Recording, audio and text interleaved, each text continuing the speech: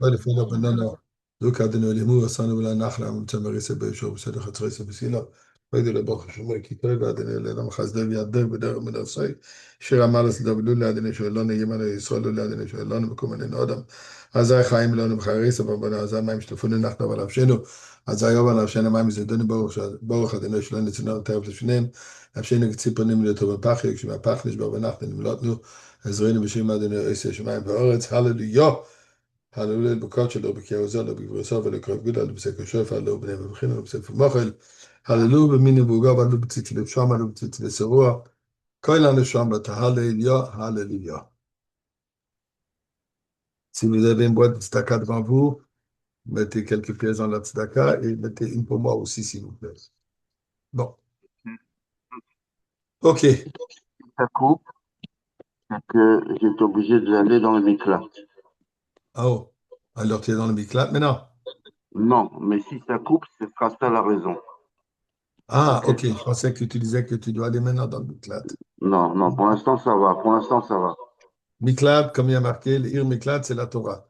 Le mois de Elul, quand on dit Ina le Yod Vesamti Loch, qui fait allusion au Ir Miklat, c'est la Torah.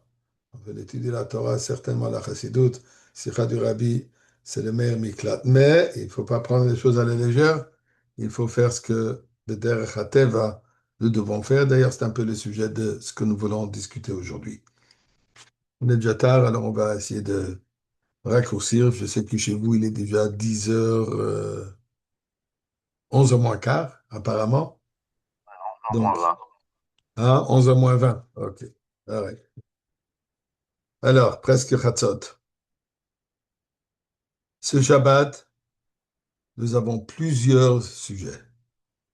D'abord, Vayakel Pekudé, c'est Shabbat Chazak, la conclusion de Sefer Shemot. C'est Shabbat HaChodesh, Shabbat, le dernier des 4 Parshiot, Shkolim, Zohar, Porah, HaChodesh.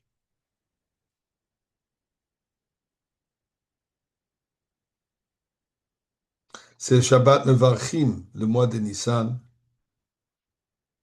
La date est aussi Chaf Adar. D'abord, nous savons Chaf Adar, c'est l'anniversaire de la rabbinite Chayamushka, l'anniversaire de la naissance de la rabbinite Chayamushka. Et comme nous savons très bien que, comme le Baal Shem Tov nous enseigne qu'il n'y a pas d'accident, différents événements qui, s'ils arrivent au même moment, il doit y avoir un certain lien. En plus, d'après l'opinion de Rabbi Eliezer, dans la Gemara Rosh Hashanah, Shabbat, Chafé Adar, c'est le premier jour de la création du monde. Puisque nous savons qu'il y a une discussion, 2 opinions. Est-ce que Nissan Nivra Olam ou Tishri Nivra Olam? Est-ce que le monde a été créé au mois de Tishri? Et nous savons que c'est 6 jours avant, puisque le Rosh Hashanah, c'est déjà le jour de la création de l'être humain, d'Adam Arishon. Donc le monde a été créé 6 jours auparavant. Alors, ou ça a été créé le 25e jour du mois de Elul, ou alors si on dit Nissan, comme Rabbi Yeshua a de dire, que Nissan, le monde a été créé, donc, je m'excuse, comme Rabbi Eliezer qui dit que le monde est créé en le mois de Nissan, donc, Chaf Adar est le premier jour de la création du monde. C'est quoi le lien de tous ces sujets?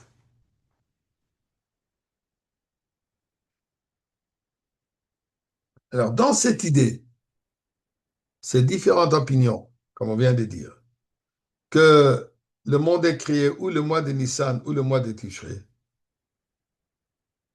en général, il y a toutes sortes d'explications là-dessus. Mais en général, on dit, voilà, c'est très simple. On ne parle pas de la date précise, puisque ça peut pas être cette date ou cette date.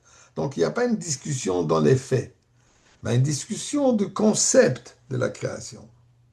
Est-ce que la création du monde vient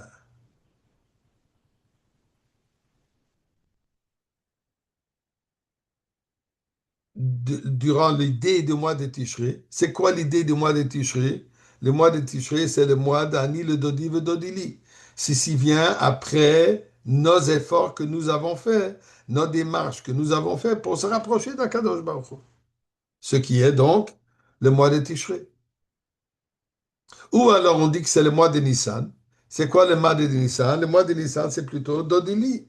Ça, c'est le mois dans lequel Dieu se dévoile d'une manière sans que nous avons mérité quoi que ce soit. Yetziat Mitzrayim, on a eu juste deux mitzvot, tout juste pour avoir un certain scout. Mais en réalité, comme il a dit, Dieu dit, Anihuv, la shaliach, c'est moi-même, je suis venu moi-même vous libérer de Mitzrayim.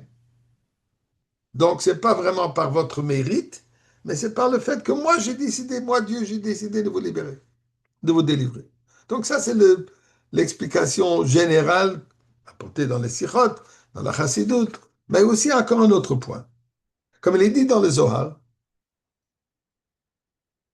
est-ce que le monde est créé d'une base naturelle, d'un ordre naturel? Tishri qui représente l'ordre naturel, ou alors c'est le mois de Nissan qui est le mois miraculeux. Nissan, d'ailleurs, deux noms, comme il est dit, Nissé Nissim Na'asu Lavotenu, une multitude de miracles se sont avérés durant le mois de Nissan. Donc le mois de Nissan représente, comme le mot même le dit, miraculeux. Alors est-ce que donc la création du monde est un événement, un phénomène naturel, ou alors c'est un événement, un phénomène miraculeux? Dit le Zohar, rapporté dans le Zohar, et comme il dit clairement qu'on ne peut pas avoir de différentes opinions sur un fait. On peut se disputer, il peut avoir différentes opinions dans une idée, mais il ne peut pas avoir différentes d'opinions si c'est vert ou si c'est bleu, ou ça, ou ça. Quand est-ce que ça a été? Encore, ça c'est un fait, c'est à vérifier, les dates. On ne peut pas se disputer sur les dates. Donc, dit le Zohar, les deux sont justes. Et il y a deux créations du monde. Il y a deux dimensions de ce monde. Il y a la dimension naturelle et il y a aussi la dimension pnimi, miraculeuse.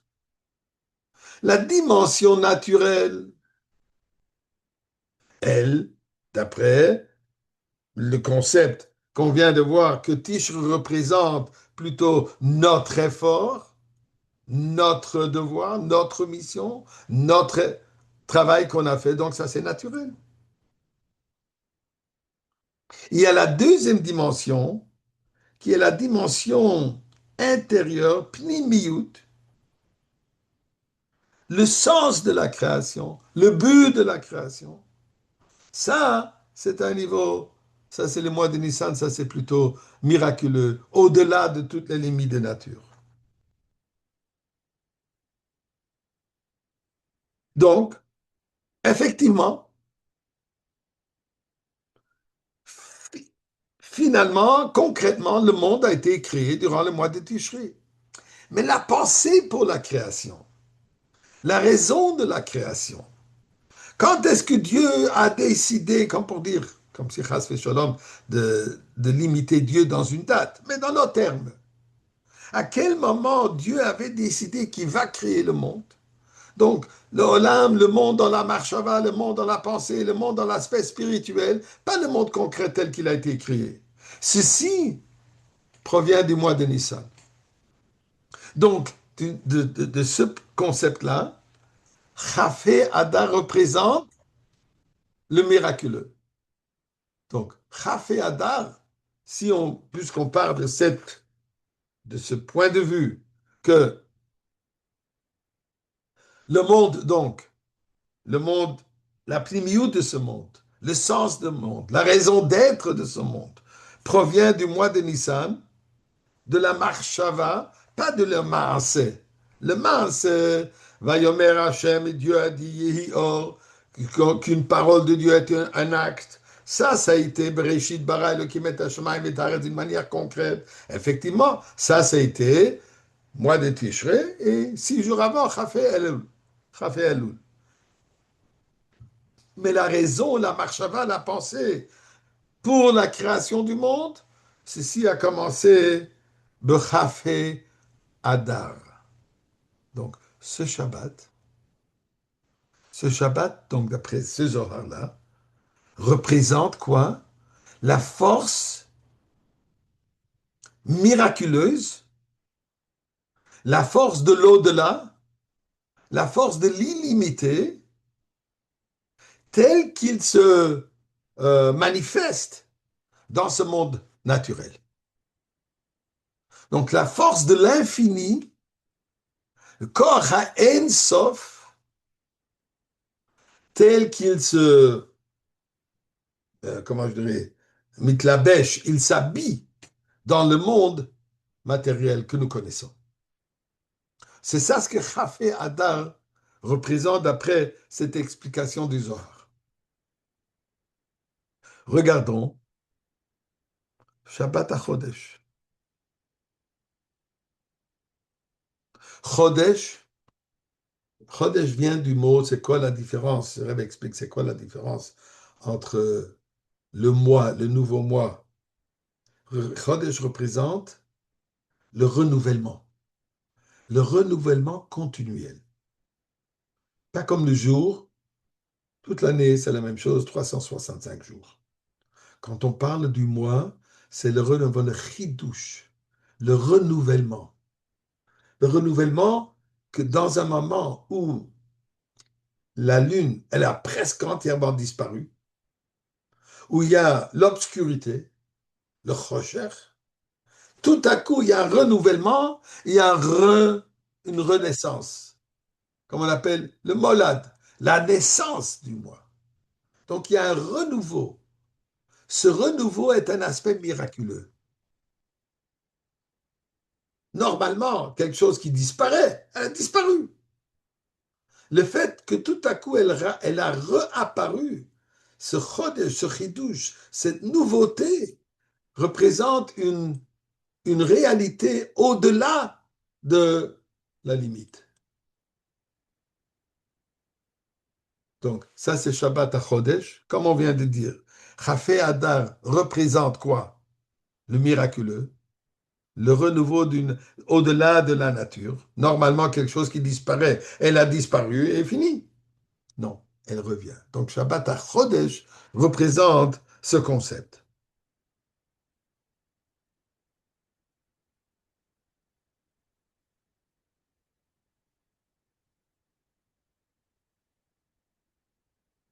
Ceci représente aussi la force que le juif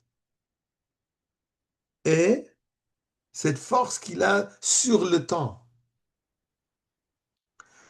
Dans le temps de, dans le temps de Bedin, avant qu'on avait un calendrier, comment est-ce que le Chodesh, le mois s'annonçait? Le mois s'annonçait par le fait que le Bedin s'est assis et le Bedin a déclaré le nouveau mois. Donc, ceci représente quoi? Que l'être humain, le Bedin, a un pouvoir sur le temps. Le temps qui est défini, le temps, la lune disparaît et apparaît, le temps avance, mais malgré cela, le Beddin a le pouvoir sur cette nature. D'ailleurs, quand on dit Yom Tov, Shabbat, on dit Mekadesh HaShabbat. Durant la fête, qu'est-ce qu'on dit? Mekadesh Yisrael Vahazmanim. Pourquoi on ne dit pas Mekadesh Yisrael Vahashabbat? Pourquoi durant les fêtes on dit Mekadesh Israël Vahazmanim et on ne dit pas, qui veut dire Mekadesh sanctifie Israël, le peuple juif, Vahazmanim et les temps. On aurait dû dire aussi Mekadesh Israël Shabbat. Au contraire, Shabbat est encore supérieur aux fêtes. Pourquoi est-ce qu'on ne mérite pas, pourquoi est-ce qu'on ne mérite pas euh, d'être euh, aussi d'avoir ce Mekadesh? L'explication là-dessus, elle est très simple. Shabbat ne dépend pas de nous. Shabbat, le septième jour de la semaine, Shabbat Vayenafash. Depuis la création du monde, automatiquement, chaque septième jour est Shabbat.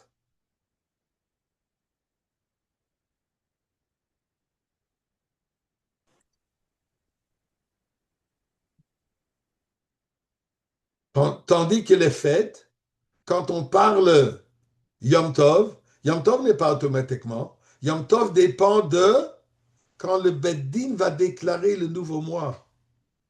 Donc on dit Mekadesh Israël. C'est Israël qui est Mekadesh Hazmanim. C'est le Beddin, c'est le témoin. Les Edim d'abord qui viennent. Ils viennent témoigner devant le Beddin qu'ils ont vu le nouveau mois. Et ensuite, le Beddin Mekadesh et Chodesh, il sanctifie le mois. Donc maintenant, ça devient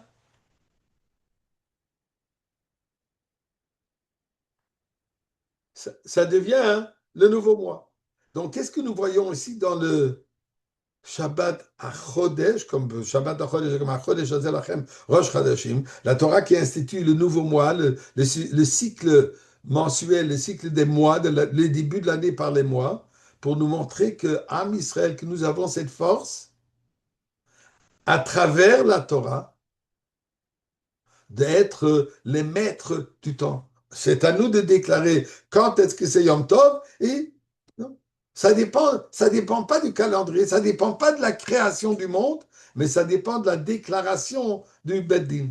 Donc une force d'au-delà sur la nature. La même idée qu'on avait dit, Chafé Hadar, qui est le surnaturel qui s'implique, qui se manifeste dans le monde naturel.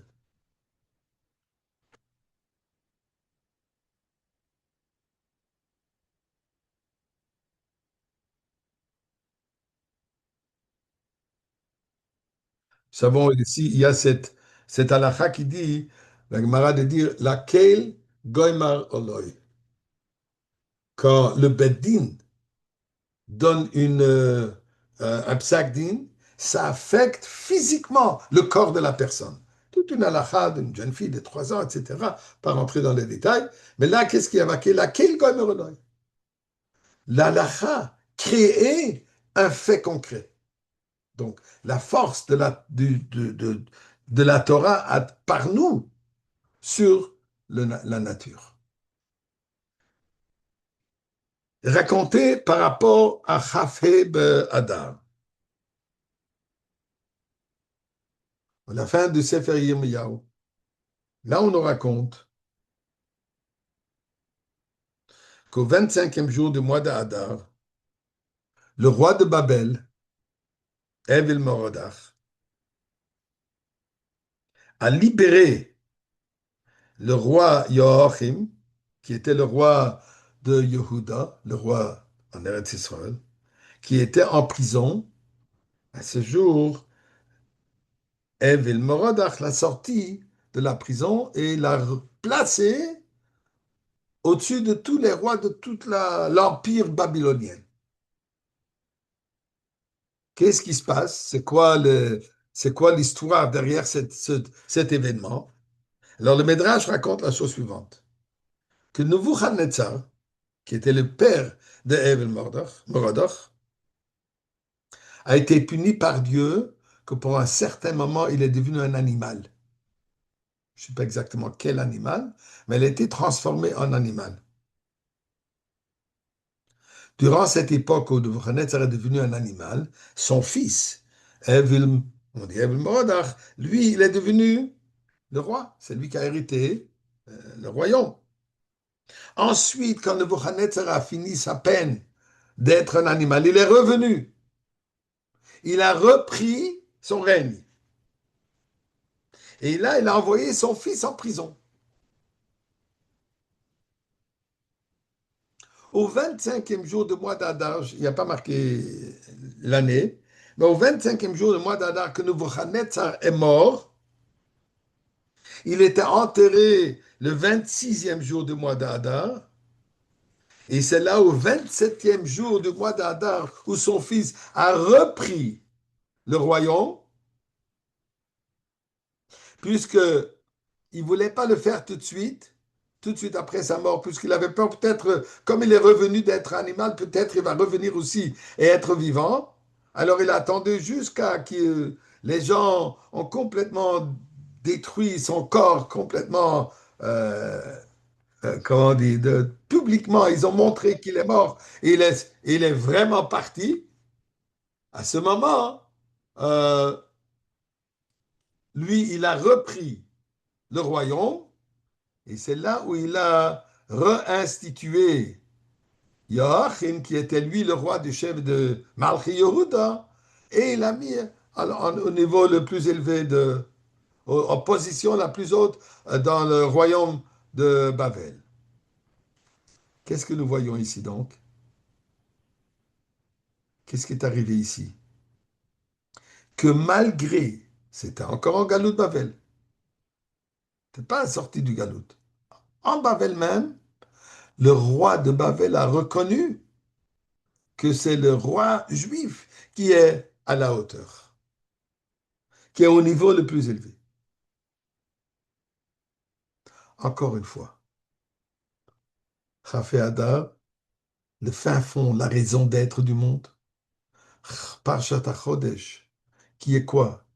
Que nous avons ce pouvoir sur la nature, que c'est nous, c'est le Beddin qui transforme le temps, de prendre un jour régulier et de le transformer en jour de fête, et ce qui a des ramifications très sévères en halacha. On ne met pas les tefilines durant ce jour. On fait des barachot, on fait la fête. Donc, c'est carrément de transformer un jour chol et le transformer en jour de Kodesh, un jour de Yom Tov, une bonne journée. Pourquoi ça s'appelle Yom Tov? C'est une journée où il y a un Gilouï or particulier, il y a une révélation divine particulière durant ce jour. C'est ça ce que ça veut dire Yom Tov, une bonne journée. Et quand on dit Yom Tov, ça ne veut pas dire que nous on se comporte d'une certaine manière. Parce que là, c'est pas Yom. Yom Tov veut dire que ce jour même rayonne une certaine lumière divine, comme il y a marqué. Le jour de Pessah rayonne le hors de Goula. Le jour de Shavuot rayonne le hors de Torah, et ainsi de suite. Donc, nous avons ce pouvoir de amener dans ce monde une lumière supérieure qu'il y avait jusqu'à présent. Ça, c'est donc tout. Et ça arrive au Chaf et Adam, où le roi, comme on disait tout à l'heure, le roi de Babel, il a réalisé qu'effectivement, tout dépend du juif. Si lui il veut exister, il faut qu'il mette le juif en hauteur.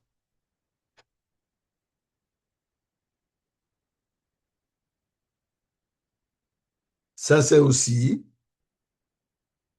la fin de Sefer Shemot. Qu'est-ce que nous disons? Chazak, Chazak, Venit Chazek.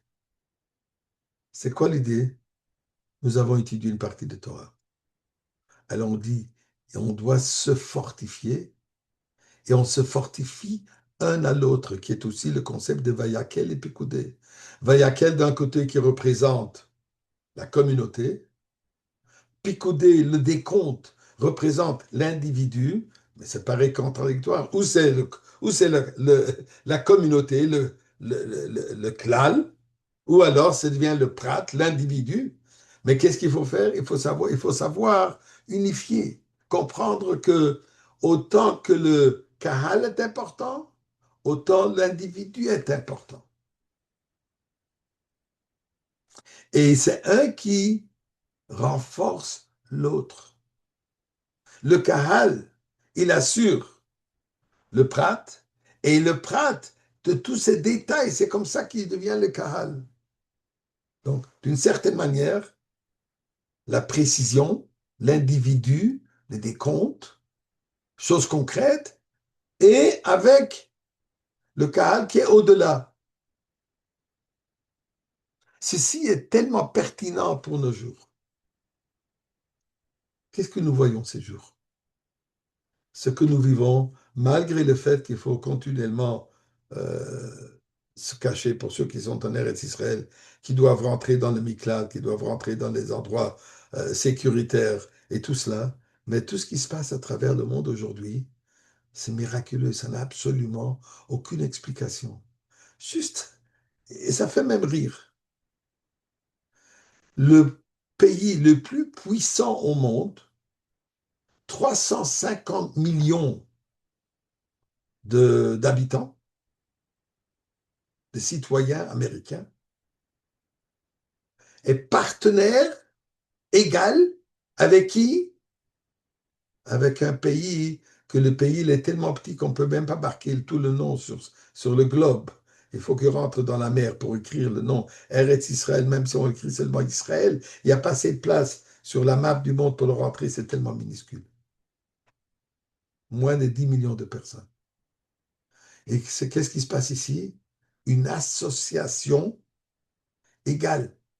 D'ailleurs, comment ils parlent? Les deux armées d'air les plus puissantes au monde. Comme ça, il parle. C'est comme ça que les Américains, c'est comme ça que le secrétaire de guerre, Hexel, comment il s'appelle là-bas, il a dit, il a propagé il n'y a pas longtemps. Aujourd'hui, il a parlé. Il a dit, écoute, il y a les deux armées, les deux US, de Air Force, comment on appelle, l'aviation. Les deux forces les plus grandes forces aériennes du monde, c'est quoi? L'Amérique et Eretz Israël. Un éléphant avec une moustique. Ils sont associés, travaillent ensemble. Est-ce pas miraculeux? Qui aurait pensé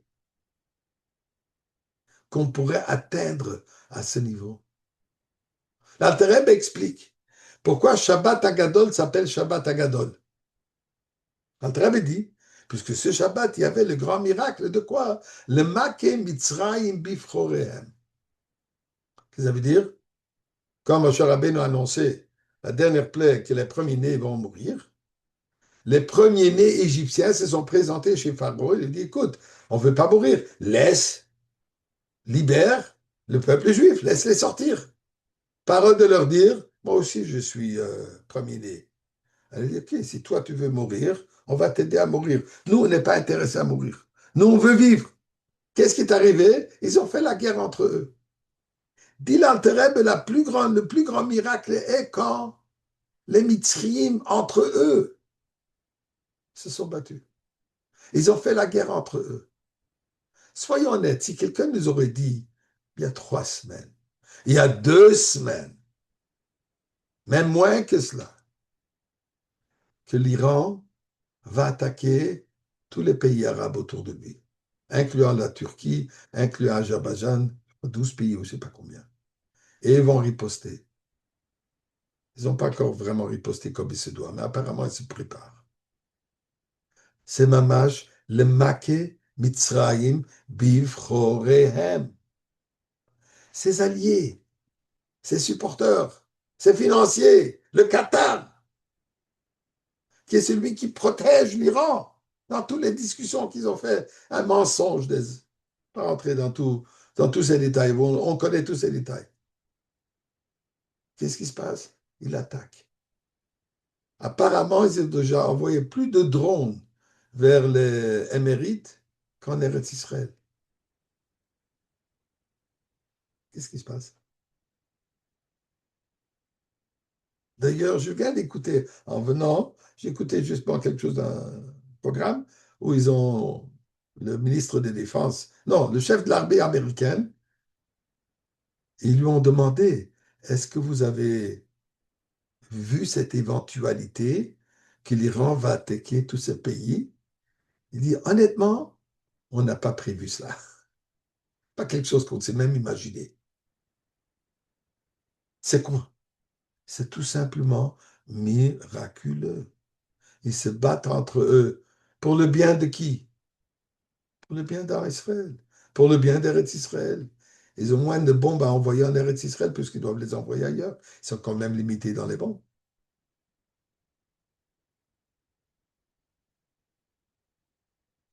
Je ne me souviens pas de quelle année c'était, peut-être quelqu'un se souvient, dans le temps d'Aric Sharon, quand il y avait la guerre au Liban entre les phalangistes et je ne me souviens pas, l'autre groupe. C'était deux différents groupes arabes. Ils se battaient entre eux.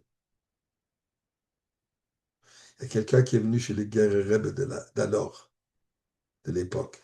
Ils lui ont demandé, guerriers rebelles, pour nous, pour Am Israël, qu'est-ce qui est mieux? Qui devrait gagner? Puisque dans cette guerre, dans ce conflit entre ces deux, c'est quoi notre intérêt? C'est quoi mieux pour nous? Guerrier rebelle a répondu, pour nous, c'est mieux que les deux gagnent. Les Mak et Mitzrayim, Bifroren. Est-ce que c'est pas miraculeux? Ah non, pas plus loin.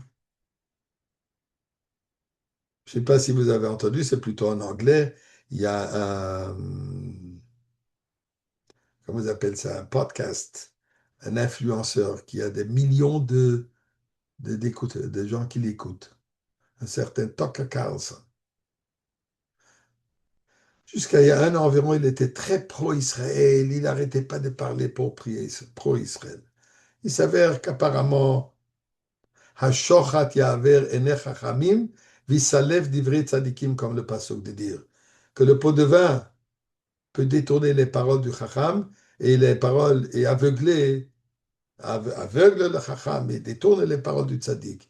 Il faut savoir que ce n'est pas seulement le Chacham et le Tzadik. Même l'imbécile et même le rachat, il peut se faire aveugler par l'argent. Apparemment, il s'est fait prendre dans l'argent, reçoit de l'argent des différents groupes arabes, musulmans, etc. Donc, tout à coup, il a changé de couleur. Et il n'arrête pas d'attaquer Eretz Israël, mais sans arrêt, tous les jours. Et il dit les stupidités incroyables. Comme par exemple, il dit, le Liban, c'est le plus beau pays au monde. Israël, c'est un pays moche. Et il dit, depuis 1948, ils n'ont rien construit. Un gars, un imbécile, un idiot. Il radote n'importe quoi. Mais là, il dit la chose suivante. Il a attaqué que la faute de toute cette guerre, c'est Eretz Israël. Particulièrement, il dit, il y a un groupe qui s'appelle Chabad et ils portent le patch, comment on dit un patch, une sorte d'étiquette sur leur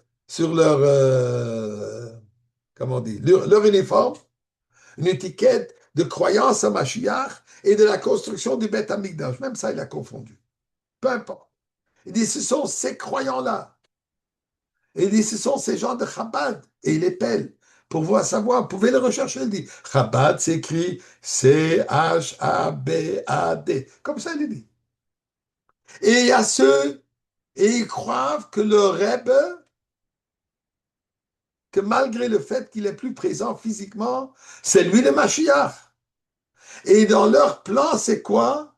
De monter sur le Harabait, sur la montagne du temple, comme ils appellent, pour détruire les mosques et construire là-bas le troisième Beth Amikdash. Ça, c'est tout le problème. C'est ça la cause de la guerre.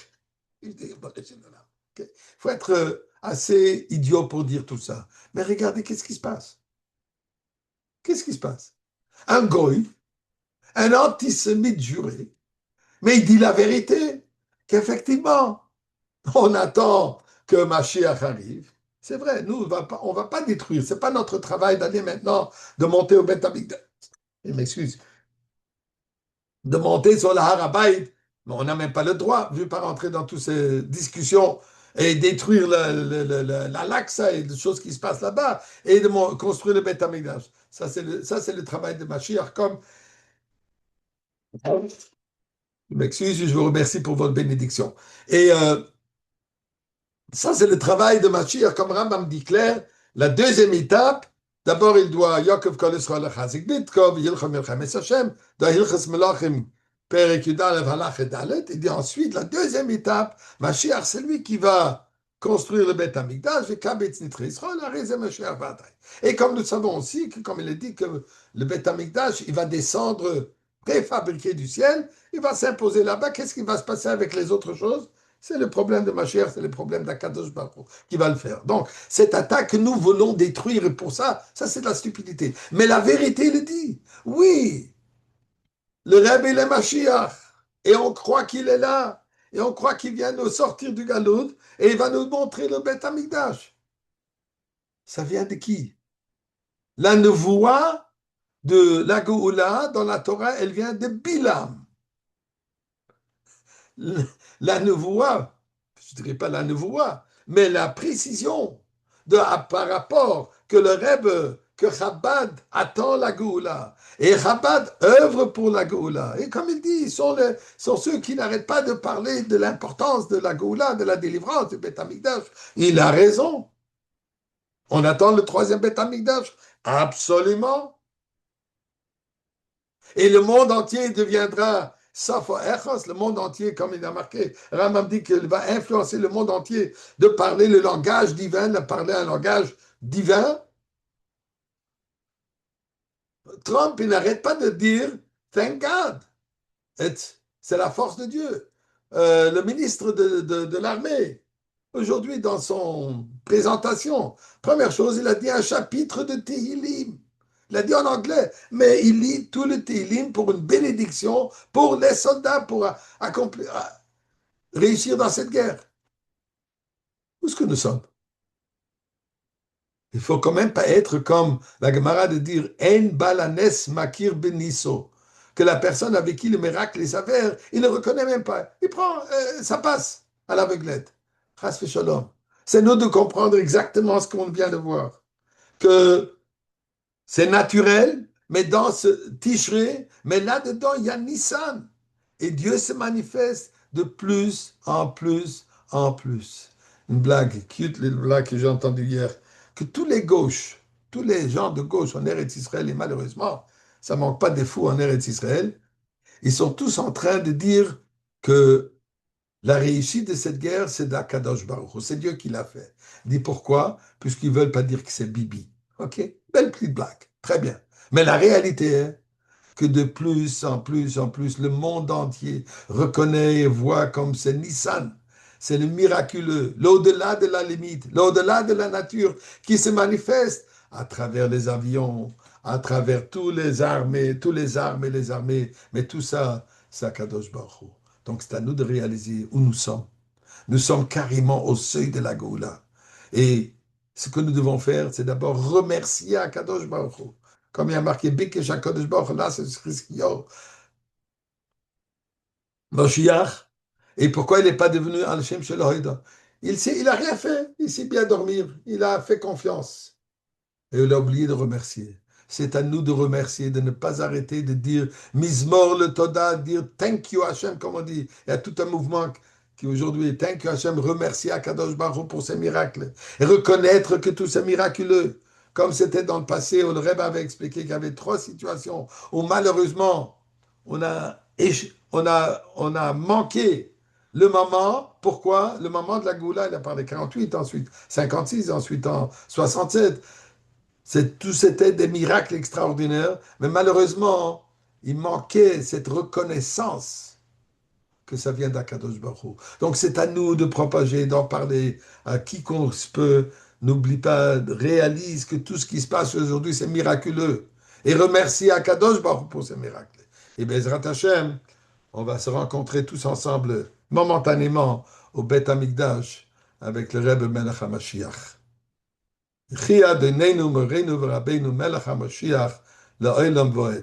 Rendez-vous à l'entrée principale du Beth Amikdash. Amen. Amen. Bonsoir tout le monde. Bonsoir.